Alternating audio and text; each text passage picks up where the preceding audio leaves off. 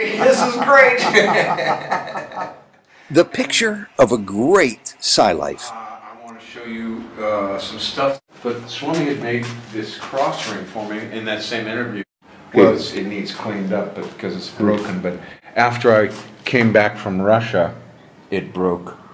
And I know that it was, specifically for the Russian people. And Swami made this ring for you? Yeah. He told me I was Christian when he made it. And it originally had 11 diamonds in it. Oh, boy. And what about this other ring? This he made about a year or two later. This one's still with me. I really believe that the energy in the cross ring was for specifically because he'd sent me to Russia to talk there, and it was for them because that's when it broke. Was just after I got back from Russia. Who is Swami? I always ask everybody. I forgot to ask you this. He's your very self. And you have no doubts. None. One day he walked up to me and he put his hand on my chest. And as he put his hand on my chest, he disappeared, and John disappeared, and I saw forever go outward and outward, encompassing everything. And it kept going, and I was so enthralled with the beauty and majesty of this. And then Swami's words come into my consciousness, and he said, all that you now perceive is but 1/10 of I am. I know that he's this presence. He's not the orange robe. He's not the hair. He's this presence. Some people want to call it love, some truth, some consciousness. I saw Sai Baba the first time, and he got to me, and he turned, and he looked at me, and I can't tell you, it could have been 5 seconds, it could have been 5 minutes. He just stood there and looked into my eyes, and he just looked. And he called me for an interview. I know that he told me many things about myself and about my journey, and nothing that I can remember specific, but that I had an overwhelming sense that he knew my heart. And he was looking right in my eyes. And the first thing I remember him saying to me, as we were leaning against the wall, and he said, remember, you are in the light. The light is in you. You are the light. Remember, you are the light. John Moore, a good guy, a good Sai guy. He has been a strong Sai Baba devotee since the year 1975. John has literally hundreds of Sai Baba stories to share. And in this Soul Journeys video, we learn of John's fascinating trans-global adventure, a spiritual quest that ultimately led him directly to the front door of Sri Sathya Sai Baba's ashram, Prashanti Nilayam. Welcome to Soul Journeys. This interview was recorded in John's tiny one-room flat on the main street of Puttaparthi, India, in January of 2013.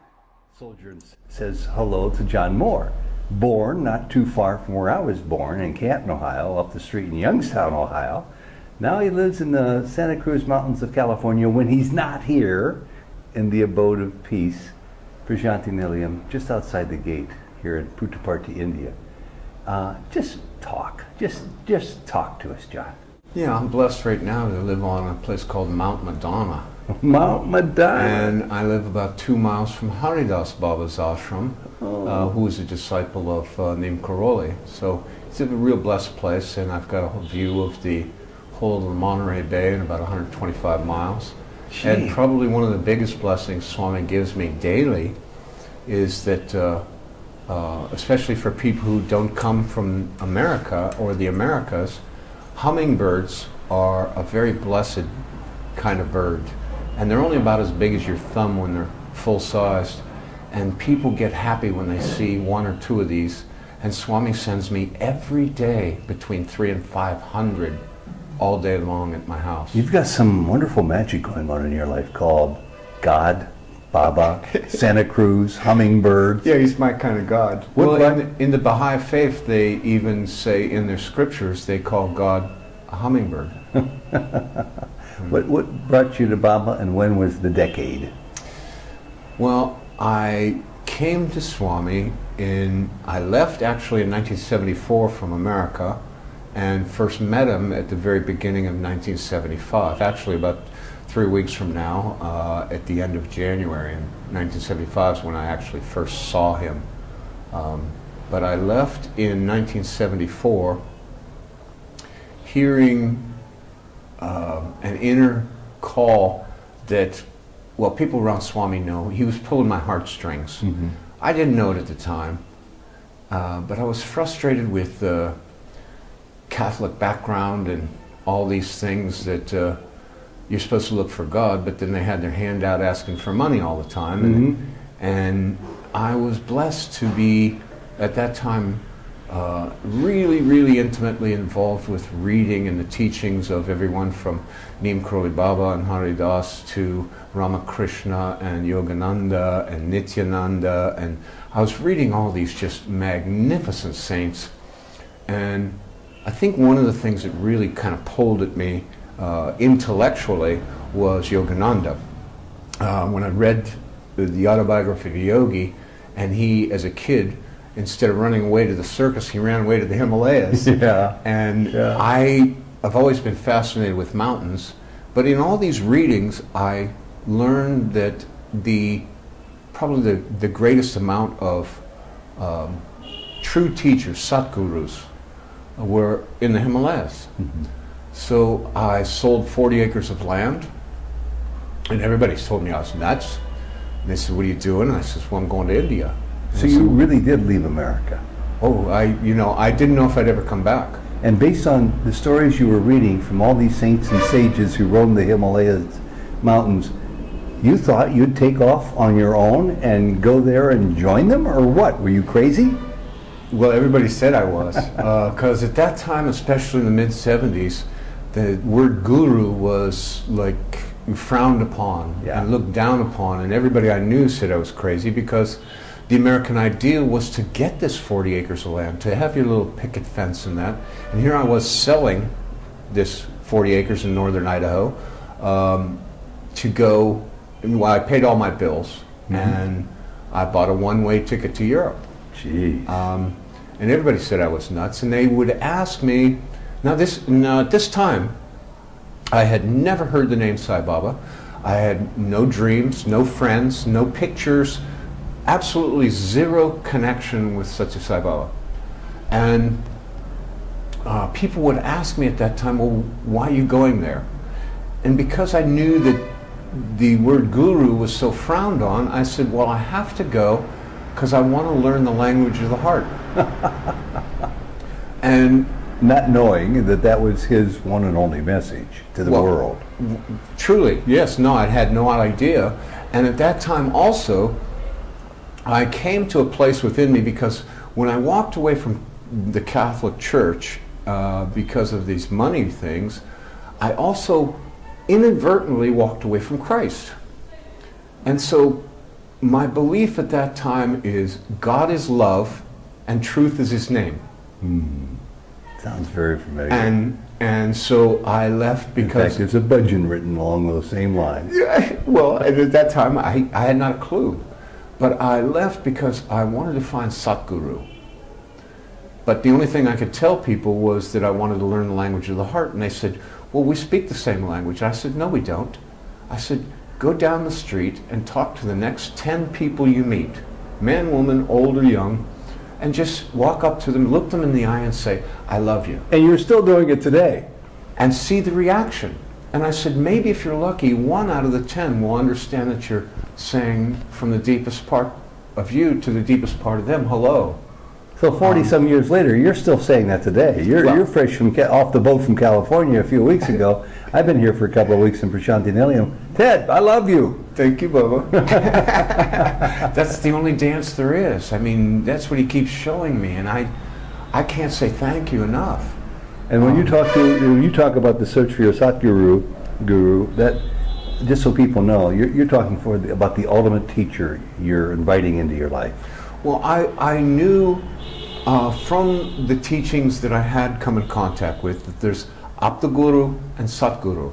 Aptaguru is anyone or anything in all of life that you learn more about God, love, and truth. And that can be all of us. Satguru is somebody who is absolutely the embodiment and fully lives that, is fully aware of that, that can not so much give it to you, but they can be that full presence of the love and the now that you can actually learn from to become that yourself. And you're going to tell us, I'm sure, that you found that in Sai Baba. Oh, absolutely. Without even a smallest amount of doubt. It's not an understanding, it's an absolute knowing. So you're in Europe after you take off, after you sell your 40 acres of precious land in Idaho, and you pay off your debts, and you don't know how you're going to quite end up in India, but you're in Europe. Is that where you first find out about Sai Baba? Oh, no. When I took off, something that's integral to the story is I had bought a book, and it was called The Pilgrim's Guide to the Planet Earth. Mm-hmm. And in this book, it had everything from old mantras to keep you warm when you're cold and cold when you're warm. But it was really dedicated to pilgrims for all over the world. And it had in this book pages and pages and pages, mostly of different, everything from monasteries to convents to ashrams, who their teachers were, what their teachings were about, where they were located, and all these kind of things. And so, and as you traveled, and I was going overland, so I wanted to kind of be equipped with that for the countries I went to, that I didn't know where I might find this possibility of my own teachers, my own Satguru. And it could be in my backyard, or it could be in the Himalayas. Mm-hmm. So I was equipped with this, and but as I got to Europe, no, I hadn't fully gone through this book. I'd read some of it, and there was big write-ups at that time, for example, about Maharishi Mahesh Yogi, who was very well known, and so there's a big write-up, and there was big write-ups about certain monasteries. Sure. But you know now you were always in safe hands, no matter what. I had not, like I said, I had not a fear in the world, and I was going looking for Satguru. So when I finally arrived in India, I had $70 to my name, and I was still going to the Himalayas. Yeah, you had a long ways to go yet, I'm sure. Which pushed me on then to Nepal. And in Nepal, when I arrived there, I had $40 to my name. And I ended up studying with a teacher there. His name was Ganeshan Giri, Swami Ganeshan Giri. They called him Ganesh Baba, and I studied Kriya Yoga. And he even found out my situation. He even offered me a plane ticket back home if I wanted, and I said, no, I haven't found what I came for. And after studying with him for some time in his Kriya Yoga, which is the same, the Giri lineage is the same as Yogananda. Sure. And these. And Yogananda learned it from his teacher, who learned it from Mahavatar Baba Ji. Right. Well, the Giri lineage is the mountain swamis. Okay. And after I was with him for some time, it was starting to get cold, and I ran out of money. Your 40 bucks is finally gone then. Oh, huh? yeah. Oh, yeah. Yeah. Long gone. I should tell people, too, that the horns and whatnot are on the main street of Puttaparthi, where John's lived now. And before you continue the story, I'll remember where you are. Oh, yeah. Just to help people become familiar more with John Moore. You've been coming here since the mid-'70s. Right. Any idea how many trips you've made from America to Puttaparthi, to Sai Baba's side? All I can tell you, honestly, is when people started saying how many times they'd come, I'd come enough times that I didn't know how many times I'd come. But he's brought me pretty much every year or every couple years for anywhere from 4 to 6 months at a time. I've had 11 miracle tickets to come. That was sort of materialized in the typical Sai Baba way when you probably didn't have the funds to buy a ticket. Oh, absolutely. 11 miracle tickets. So you're talking about 40, 50, 60 visits here, and countless opportunities to have Baba come up to you in the first lines, because as you were saying before going on camera, back in the 70s, there was only one line. Right. You were in the first line every day. Right, yeah. Oh, great story. And this story that I'm relating right now, that you're asking me about, one comment I would like to make is that over the years, a lot of people have asked me about this story, and they told me that I should write a book. And we're in Nepal right now, and you're flat broke. Right. Yeah, okay. And there was a good friend of mine, his name was Reverend Robert Pipes. Good friend of ours too, passed away last year. Yes. Good soul, beautiful good man, good devotee. Black Baptist minister. Sai Baba and devotee. He grew up in the ghetto. He ministered, and his church was working with the people in Skid Row and that. And good guy. When some people asked me about writing this story, and I was saying, oh, there's too many books and this, Robert was there one day, and he said to me, he says, John, you should write this book. And I said, well, why, Robert? Why do you say that? And because of his background and everything, he says, well, you know me. And I said, yes. And he said, you should write this story of your first coming to Swami, because he said, I have never met anybody in my life that has had less money than you, and I've never met anybody that's gone to see Swami more times than you. And he said, poor people have a right to know with a little bit of love and faith that Swami will help them reach. You're a living embodiment of the notion that money means nothing if your heart is intent on finding your Satguru. Well, you know, people think that I'm joking, but I'm being absolutely serious. I know you are. Swami is my banker and my travel agent. and somehow he's financed 50, 60 trips from America to India. Right now, you're heading north into the Himalayas. You're in Kathmandu, probably, in Nepal, and you're broke. And to find Baba, you got to be heading south one of these days, but you're still heading north, so continue. Right, well, and when I was in Nepal, and some extraordinary miracles, I'm leaving out so many miracles that happen along the way. But at this time, I'm in Nepal, and I was studying this Kriya Yoga, but now it's starting to get cold, and I don't have any money. And my guru at that time, the one who said he'd fly you home if you wanted to go home. He smiled when I said, no, I haven't found what I'm looking for. He then gave me the name of another teacher just north of Varanasi in a little town called Ashpur village, which is very near Sarnath, where Buddha attained his enlightenment. And he sent me to this next teacher. His name was Dr. Guru Prasad. So he lived south where it was warm, and you did an about face. How'd you get there if you had no money? I hitchhiked. How'd you eat? The grace of God. I'm telling you, honest to God, Ted, I really, at that time, now I know it's different, but at that time, I just thought, why doesn't everybody come to this part of the world? Because every day someone would say, do you need something to eat? Do you want a place to stay? I just thought that was how everything was here. I've learned that it's otherwise, but these were some of the precursors to Swami's grace that was coming to me, because I never wanted for anything. You had nothing to worry about because you had nothing to lose. Well, and there was just this draw to learn about this love.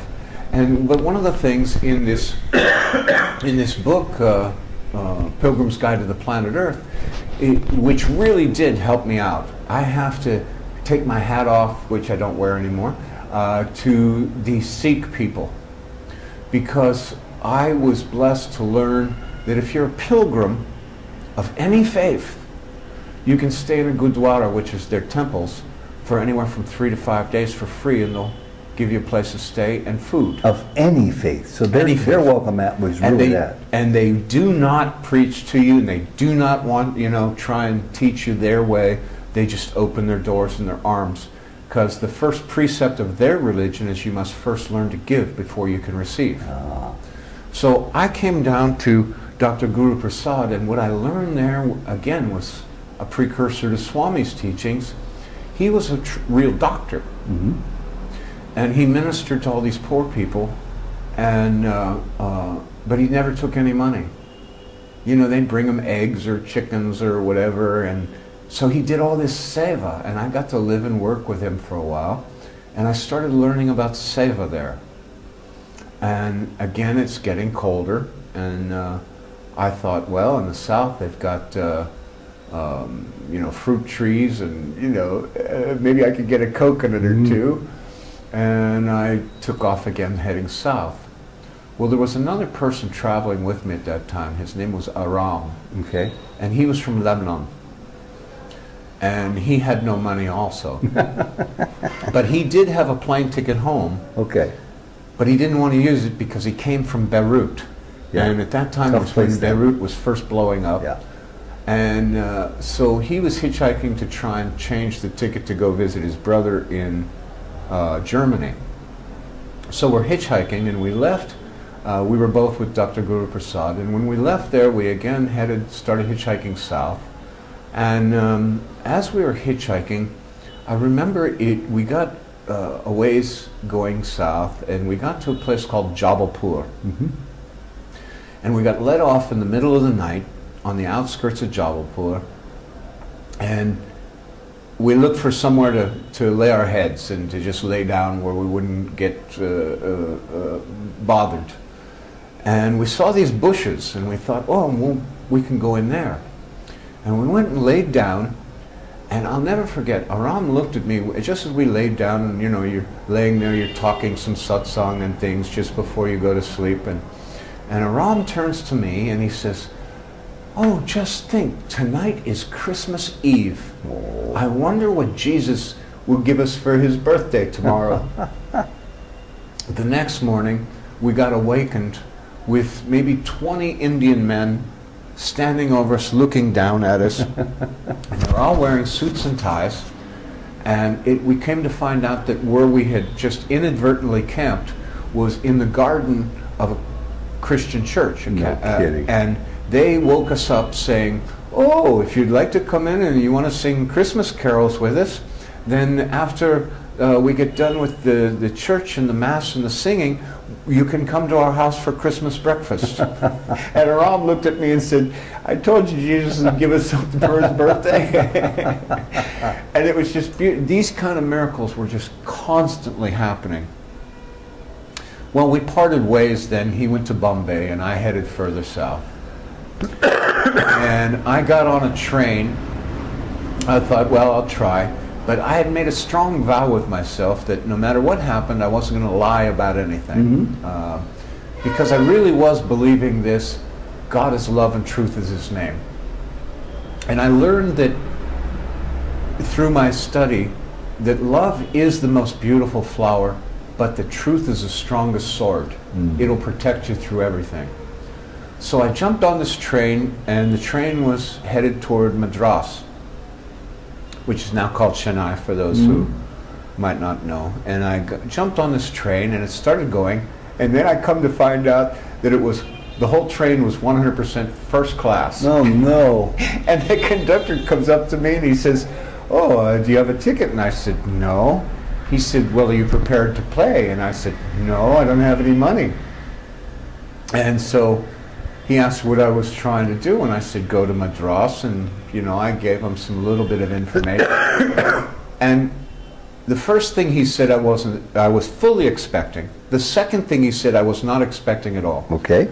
The first thing he said was, well, at the next station you're going to have to get down from the train. And then he said, but you can go up to the bogie or the car right behind the engine and get on there, and you can ride the rest of the way to Madras for free. And that was because the car right behind the engine, it was all, you know, coal and real dirty and smoky and that. And we went one more station after I did that, and we got to the very next station, and they put the engine, they got a new engine, they put it on the other end of the train.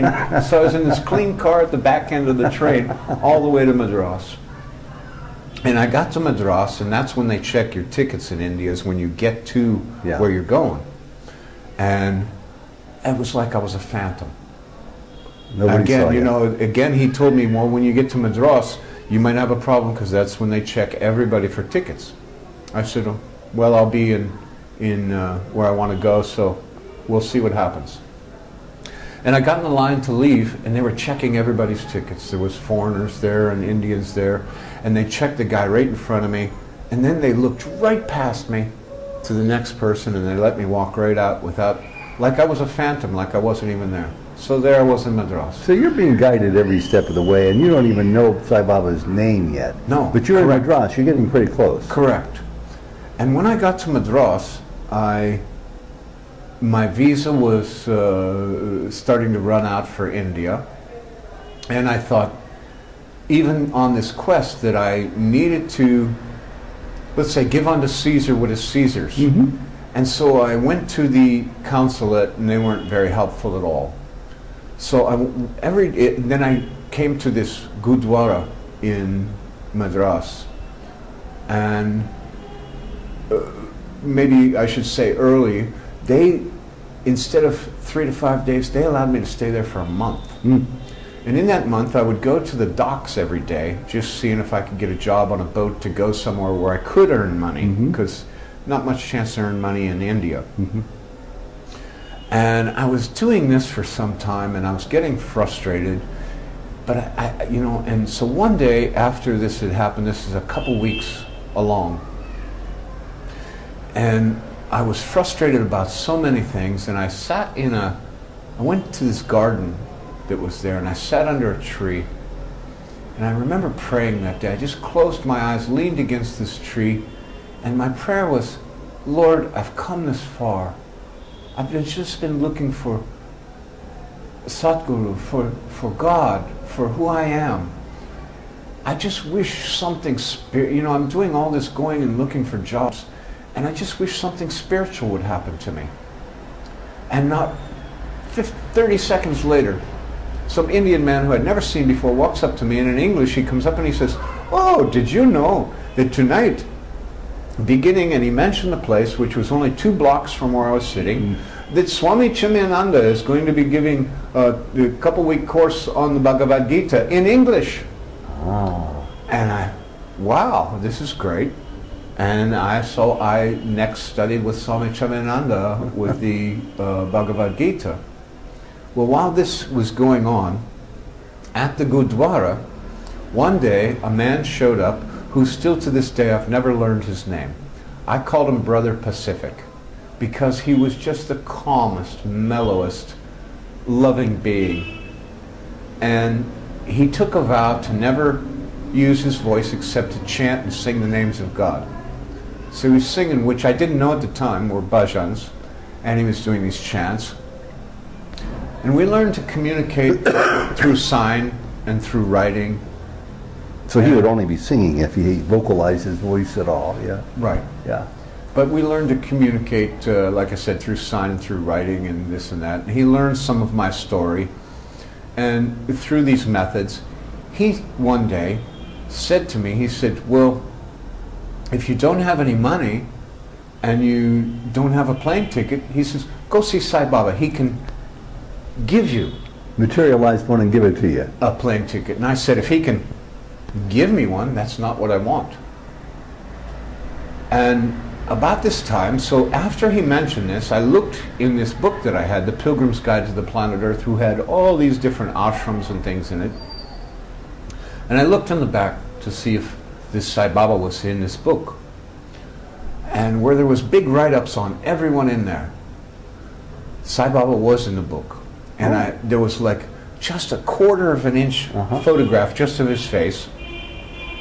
And next to his face was the location of the ashram, and no write-up, but only one quote. And the quote I'll never forget.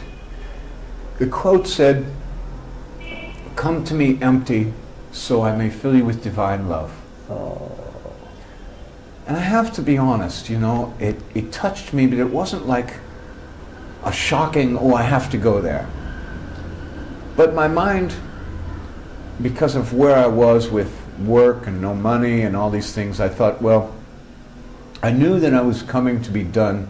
This course on the Bhagavad Gita was coming to a close. I had exhausted my chances of finding work. The consulate wasn't helping me, so I thought I can go maybe to Bombay, and there's another embassy there, and other boats, and so I thought, well, maybe I'll go to Bombay, hitchhike there. So I sold the last thing I had to sell, which was my sleeping bag.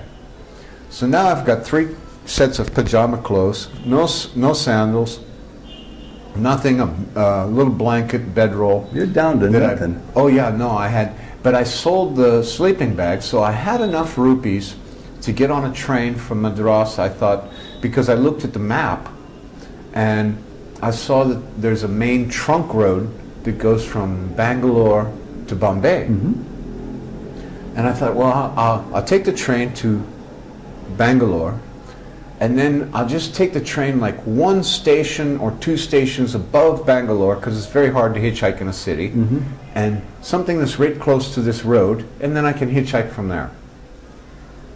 So I take this train, and it gets into Madras in the evening, and I come outside, and I looked around, and I said to the people that were gathered there, you know, because there's so many people around the train station, I said, does anybody speak English? Does anybody know where the Gurdwara is? And immediately this one Indian man comes up to me, and he says, I know where the Gurdwara is. And I said, well, could you show me? And he started to walk, and as I started to walk with him, he turned to me and he says, oh, so you've come to see Sai Baba? And I said, no, I'm going to Bombay. I need to get visa, I need to get, oh no, no, he said, you must see Sai Baba. Were you in Whitefield at that time? No, no, this was right at the main station in Bangalore City. Oh my goodness. And he's walking me to the Gurdwara, and he's going on and on about, oh, you have to go see Sai Baba.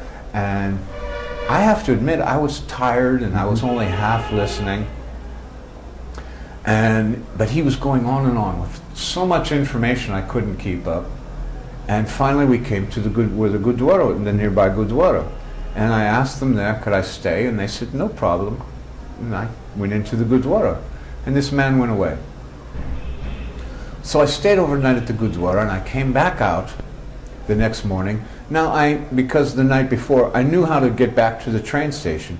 So I came out to the Gurdwara, and I turned to go toward the train station. And a different man came running from across the street, and he comes up to me, he says, oh, so you're going to see Sai Baba? No kidding. And I said, well, no, I'm going to Bombay, you know, I'm going to be hitchhiking. No, no, no, you must see Sai Baba. And he started again explaining to me, you go to Penakonda, get down off the train in Penakonda.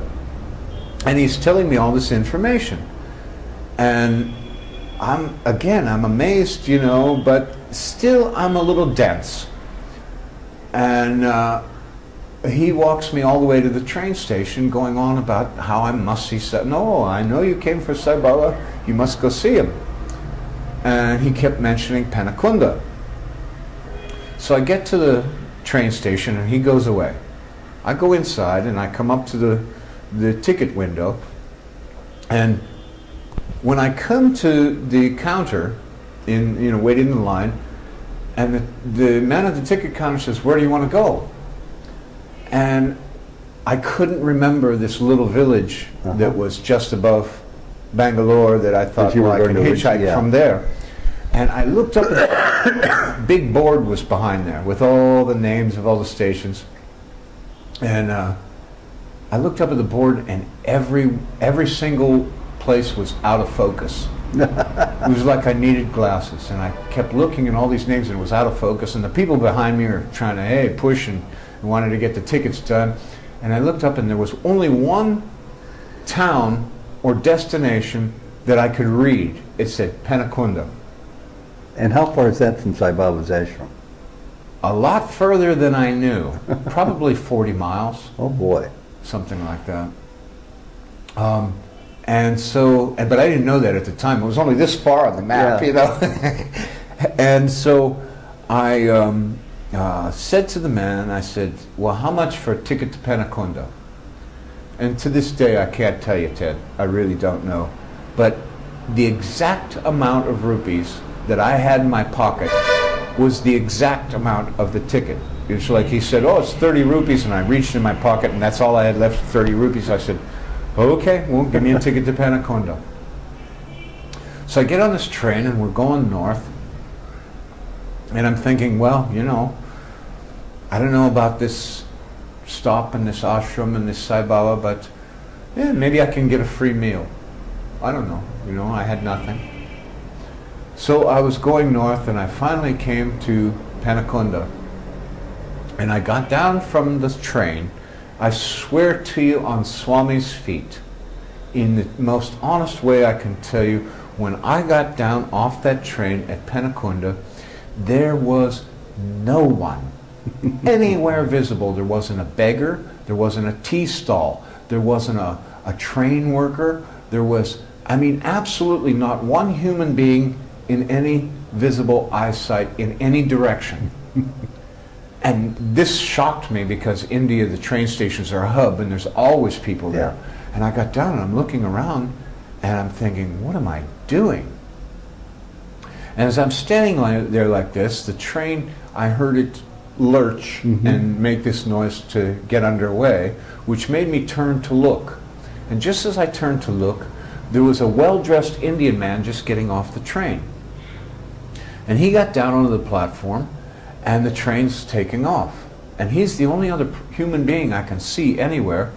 And he immediately walks over to me and he says, "Oh, so you're going to see Sai Baba?" Oh no, this is the third time. So by now I'm off the train. I got no money. I'm in Panakunda, and I looked at him. I said, "Yeah, I'm going to see Sai Baba." So we walked out to the parking lot area, and there in the parking lot there was 2 horse tongas in those days, and of course their eyes lit up. Here's a foreigner. And here's a rich Indian. We're both going to make a lot of money, right? So this Indian man gets in a tonga and starts on his way. And I asked the other guy, I says, "Which way is Puttaparthi?" And he points. And I just started walking. And I walked, maybe a kilometer or 2. And I had no idea how far Puttaparthi was. And after a kilometer or 2, I came over this hill and down, and there was this big shade tree there. And underneath the shade tree, here's this Indian guy that was in the horse tonga, and he was waiting for me and said, "Come, we'll give you a ride." Oh, really?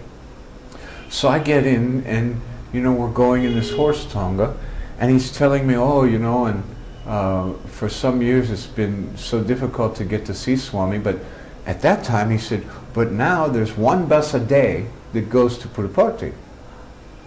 And after, I don't know how far, I really don't, we came to like a crossroads where, you know, tea stalls and buses, you know, going this way and that way. And I got down from this tonga and I thanked him. And next thing I know, another Indian man comes up to me and says, I said, "Which way is Parthi?" And I started walking, and somebody, this one Indian man heard me say, "Which way is Puttaparthi?" and saw me start walking. He says, "Wait, wait, wait." And I looked back at him and he says, "Bus is coming just now." And I didn't say I didn't have any money. And I said, "No, no, I'll walk." And he says, "No, no, bus is coming just now." And I said, "No, it's okay, I'll just walk." And he became so insistent, as beautiful Indians can when they really want to help you out. And he says, "No, no, here, I have ticket." Okay. And he says, "I have 2 tickets. One, I'm going party." Okay. And just when he says this, here comes the bus. Stops there, and I thought, well, okay. You know, I get on the bus with this guy, and there's only 2 empty seats on the bus. And we take them.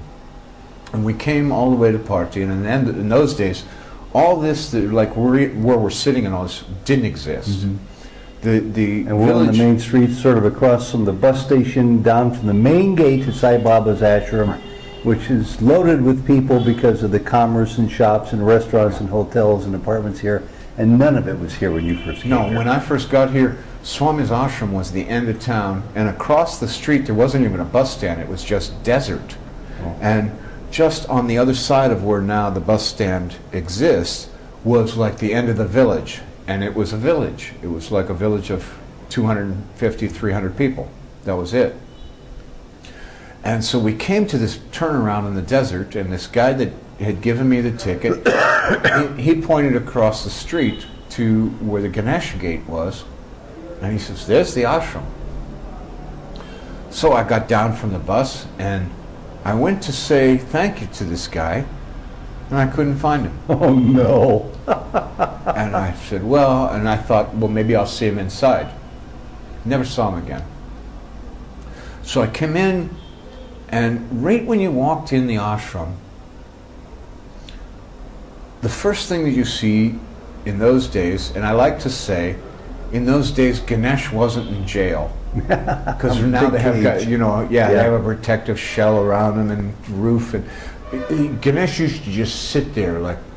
Same Ganesh? Same Ganesh. But there was a little tiny fence that was only maybe a foot or so tall around. Yeah. But no big anything cage. else. No, nothing. And I saw Ganesh, and immediately I was afraid. And the reason I was afraid is because, like I said, with my Catholic background and them wanting bingo and everything to keep the church going, but didn't really want to talk to you about God, I thought, oh no, because I knew that Ganesh was where even the poorest Indians threw their last rupees to Ganesh to overcome all obstacles. And I thought, oh no, if this is one of those places where they want money and things, you know, well, I can always leave, but let's walk inside. So I walked up to Ganesh, and in those days, what a blessing. What a blessing. In those days, there was a sign on Ganesh, on this little fence, and it was in 5 languages. And the sign said, your money is not appreciated here in like or kind. And I began weeping because this was the first time in my life that, you know, I'd come to a place that said they wanted only love and truth, and you talk about God, and didn't want to have their hand out first. So I felt at home.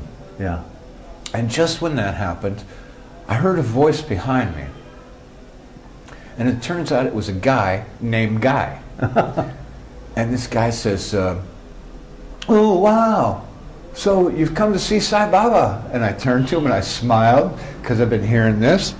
And he says, look, and it was like I was wearing a sign or something, because he, first thing out of his mouth, he says, oh, if you don't have any money.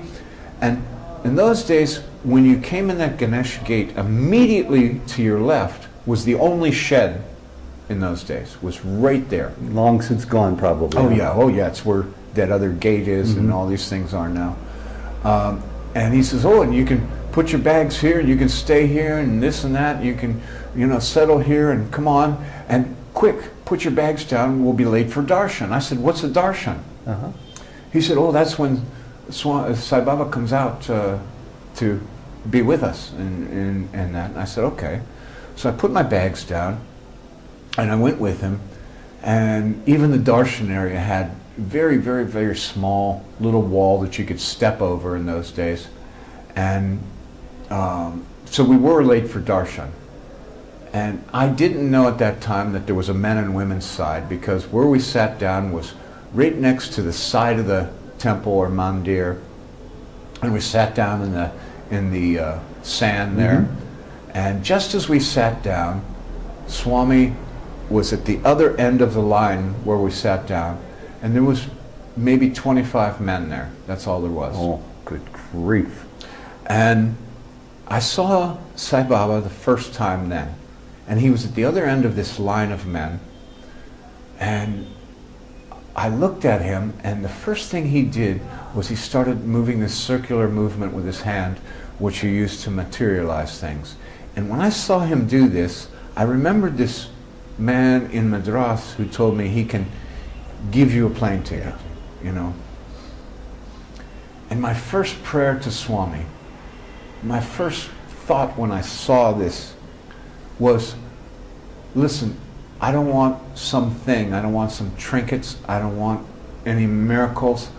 I want to know who I am, I want to know about this God, I want to know about this love. That's all I want. And so I kept repeating to myself, No trinkets, no trinkets, no trinkets. And as many people know from coming here for years, Swami would materialize something and then just with one time give it to many people, but not this day. He stopped in front of every single man and made a new circular motion and gave them something. And I never saw what he was giving them, but stronger and stronger inside I kept saying, look, I'm looking for Satguru. And I said, if you are who I hope you might be, I don't want some trinket, I don't want some little thing. I want God, I want to know who I am, I want to know about this love. And he came closer and closer, and every single man he was giving something. And he finally got right in front of me. I was the last man in the row. And even Guy, he had materialized something for. And he got to me and he turned and he looked at me, and I can't tell you, it could have been 5 seconds, it could have been 5 minutes. He just stood there and looked into my eyes. And he just looked. And then he turned and he walked away without materializing anything. And I wept in joy that he had not given me some little thing, some trinket. Well, I stayed. And after, I don't know how many days it was, because in those days we didn't keep track. It was just you were there with the teacher. And every day we'd sit in this hot sun and he'd be sweating, waiting for Swami to come. And every day, every darshan it seemed, just before he would come, a soft breeze would come and cool us all down, and then out he would walk. And after some few days, he called me for an interview. And when he took me in for that interview, there was only, I think there was 4 of us or 5 of us in the interview. And then each one of us he took into the private room to talk to. And when he took me into the private room,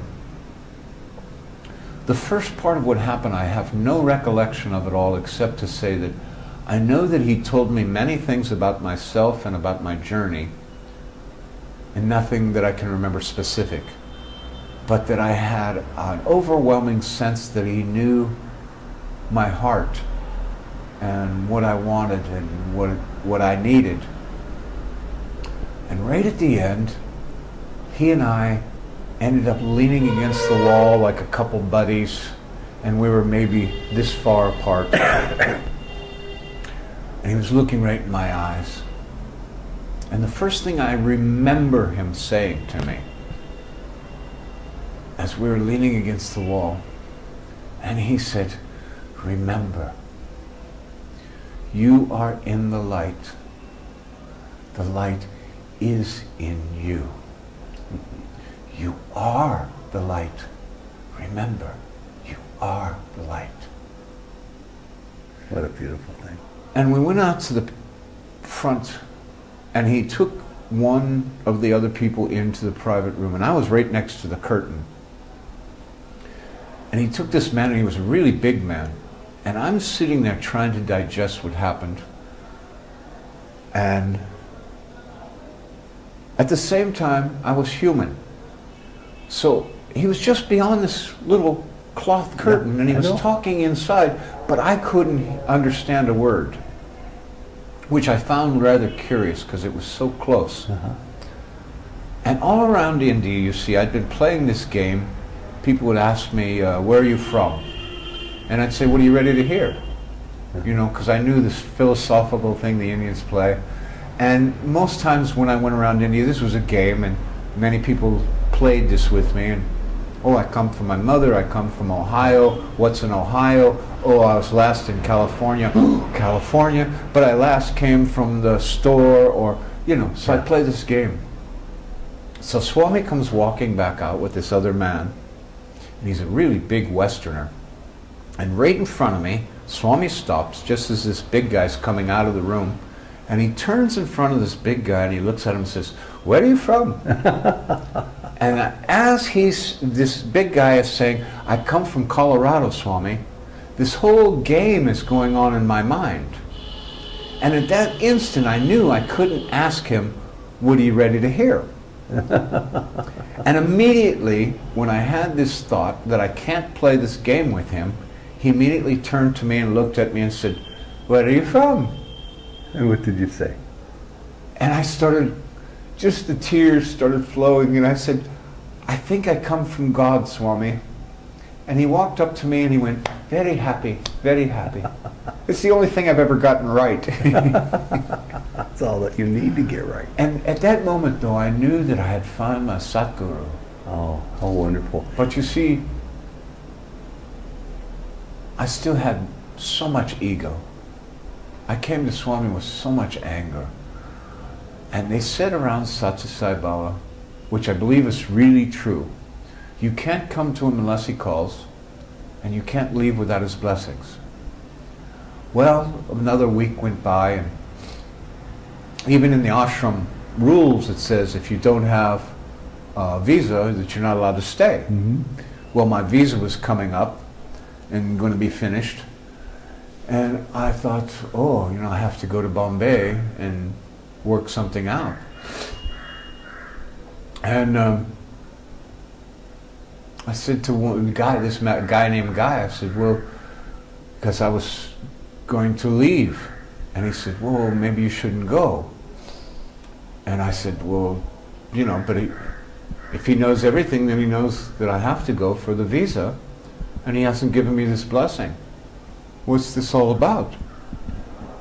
And Guy tried to tell me that I was leaving with my ego on, but I wasn't listening. So I left with my ego on. And after I left, I hitchhiked to Bombay. And on the way, I got picked up by a couple of Westerners who had a driver, and they were going to pilgrimage places. And at that time, I still really didn't know anything about Sai Baba. But we ended up, one of the places we ended up stopping on pilgrimage, as they were stopping at these shrines and things, we stopped at Shirdi on the way going north. And they finally got up. They were devotees of Meher Baba, so we ended up at Meher Baba's Samadhi shrine, which isn't too far from Bombay. And I got to Bombay finally, and all across India, I'd always been welcomed to the Gurdwaras to stay.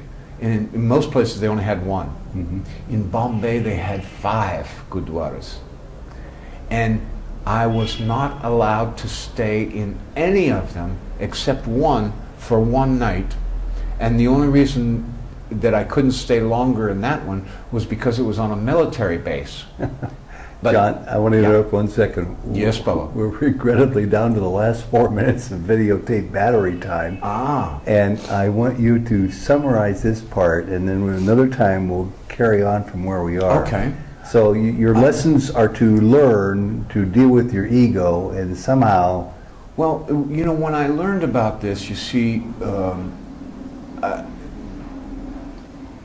Swami ended up giving me everything. But I had to go back to see him again, which is maybe the point if we carry this conversation on. I had to go back.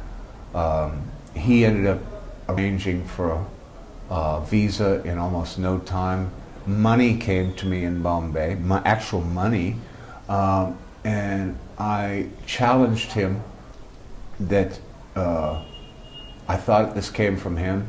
He proved to me that it did come from him, so I had to go back to all the way down to the ashram to say thank you, and he wasn't there. And then I ended up going to Bangalore Whitefield to see him, where he finally gave me his blessings to leave India. And I knew at that moment that I never had to leave the ashram. And he gave me the money, he gave me the visa, and now he was giving me the blessings to go on my way. Oh, just a captivating story of your first encounter with Sai Baba. It's taken the better part of an hour for us to get there, which means that there must be hours of stories you could share about the subsequent times here in Puttaparthi or wherever you've encountered Sai Baba So for the many remainder, for the remaining 40 years of your association with Baba. What a great story. I'm going to give you a half a minute to summarize what this all has meant to you in a way that it might have changed your life. maybe the best thing I can say is what I tell people that now come to me for the first time asking about Sai Baba. And I tell them this, and I really mean it. If you are blessed to hear the name Sathya Sai Baba even one time, know that he's blessed you to hear it. And if you hear this name, Sathya Sai Baba, even one time, don't hope for miracles anymore. Expect them. To be continued. John, thank you so much. You're pure love, you know that. You say that to everybody else, but it has to come from the source, and you are the source. I love you, and I love you, and I love you. It Sai takes Ram. one to know one. Sai Ram, Sai Ram, Sai Ram.